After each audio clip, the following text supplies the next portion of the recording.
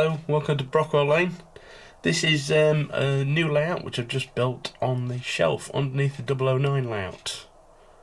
And I said I'd probably put a 00 gauge layout made of leftover tracks and details on this shelf, which I showed you last time, which was covered in rubbish. This is underneath the 009 layout, which which I'll show you in a minute.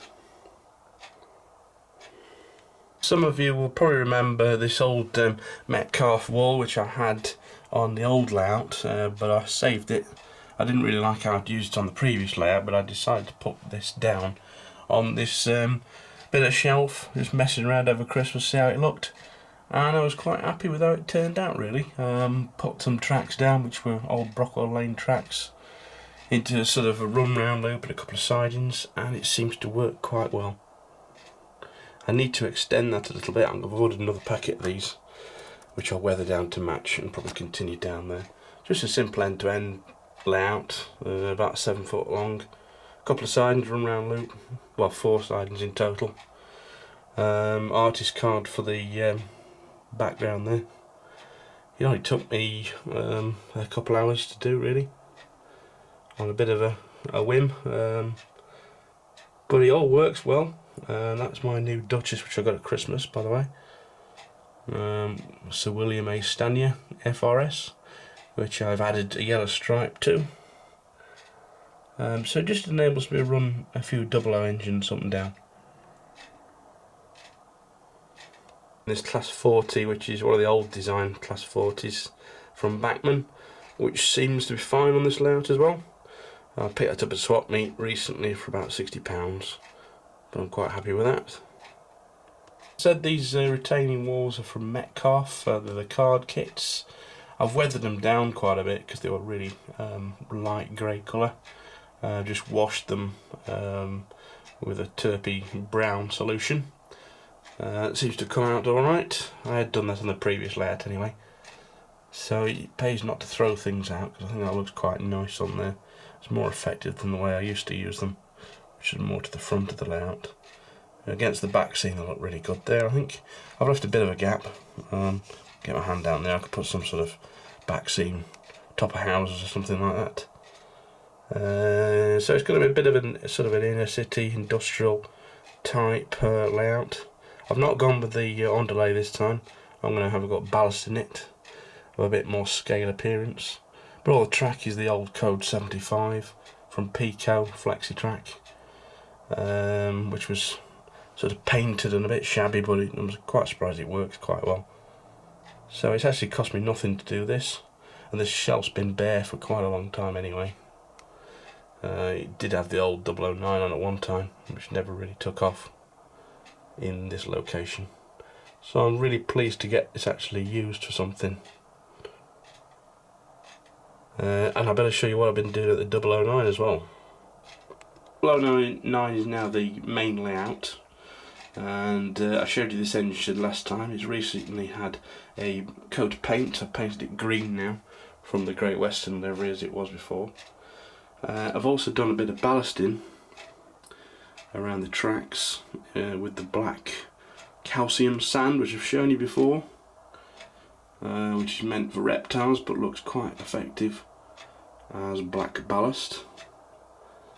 I've also made a little bit of a start on normal ballasting and weathering of the tracks, just as a bit of an experiment around here, and also siding at the other end. Siding at the end of the platform there has got Homie on, which is looking quite nice now. Probably needs another coat on the rails there. So I'm just trying to practice ballasting on sidings and things first before I tackle any points.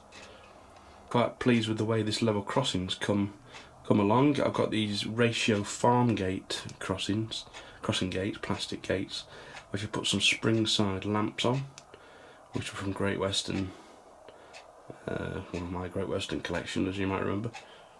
I've also got these little signs, which are 1950s, which is not going to focus on.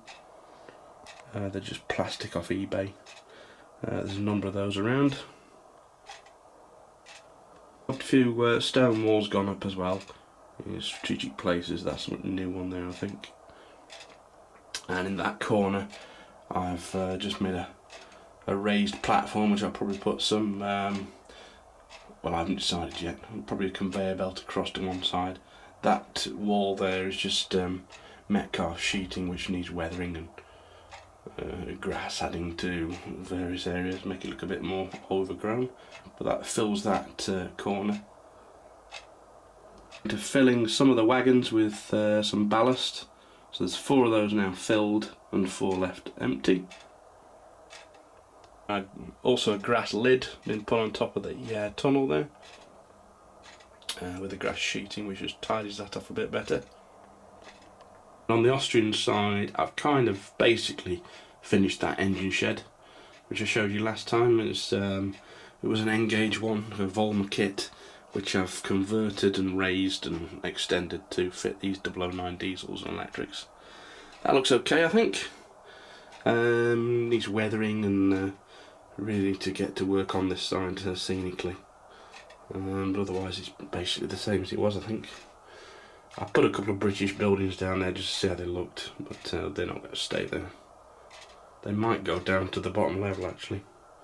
Maybe be used on top of a tunnel or something in that corner, not decided yet.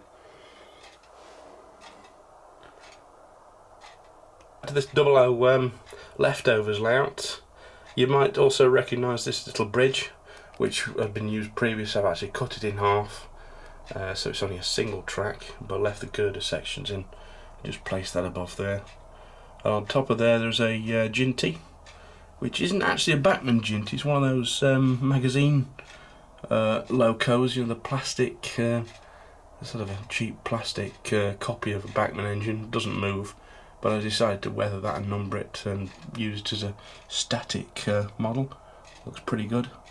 I think the magazine was Great British Railway Collection. You can find them on eBay for, that was only about £5, I think. It's one of the better models, some of them aren't so good. So, yep, been busy over Christmas.